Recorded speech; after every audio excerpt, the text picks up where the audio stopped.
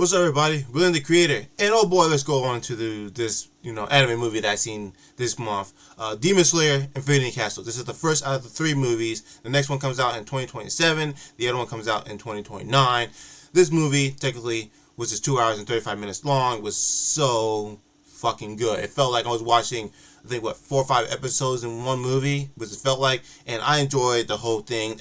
There were some scenes in there where I noticed that I was like, oh god, they added some extra stuff that was in the manga, because I finished the manga last year, the year before, and I love the manga. So to seeing this coming live and seeing how all this happens in animated form, it was just so brilliant. In that last fight, they added a lot of extra scenes, because that fight in the manga was not that long, but in this anime movie, it was just so long. I was like, damn, this is a long fight scene. But other than that, the whole movie was good. The way they had it, basically edited and formatted straight through. It was like I never took my eyes off of it. It's just one of those where it caught my attention the whole time, and I knew it would, because Ufotable, they know what to do with their animation, and their animation always amp up every time they make the next season of Demon Slayer or a movie. And this time they just amped it up to past 100%, which it was just outrageous. I swear the people at that anime company are aliens, because this animation, it's crazy. I heard they put $20 million to make the movie,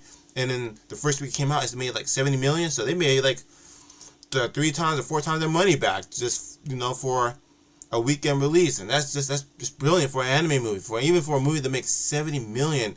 They said it broke a 20-something year record for an anime of the most money it made. Because I forgot what the last movie they made. I think was a Pokemon movie. It was another anime movie that made a lot more money, like 20-something million. But for this movie to make $70 million, that's cool. But no, well, not cool. I don't mean saying that's cool. I mean, and cool, like that's awesome, cool, But what I'm saying is, God, I'm sorry, I'm just too excited to talk about this. But the only reason I think it made that much money is because a lot of anime fans had to go to the movie theater to watch the movie too, so they can continue with the anime. People who read the manga probably say, "Oh yeah, I know what's going to happen. I'm not gonna go watch it." Some probably want to go watch it, like me, to just compare the anime to the manga and see how it is side by side. But people who only watch the anime, they're up in the theaters watching that movie, because that's the only way for them to continue it. So I'm glad this movie made a lot of money. Like I said, the animation was beautiful. The fights were awesome.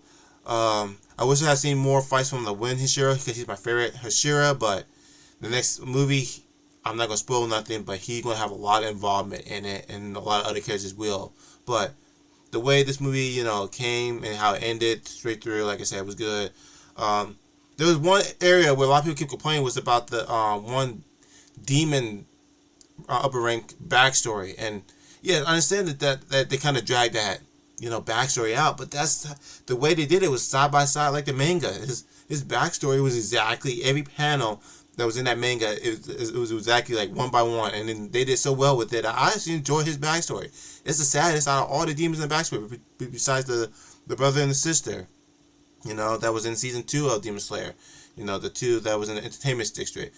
The demon in this movie, his backstory was really sad, and I enjoyed it. Now, next movie, there will be some sad stuff, which I'm not going to spoil, which a lot of fans are going to be sad and upset. But, hey, make sure you bring those tissues, because in 2 years, you guys are going to need it.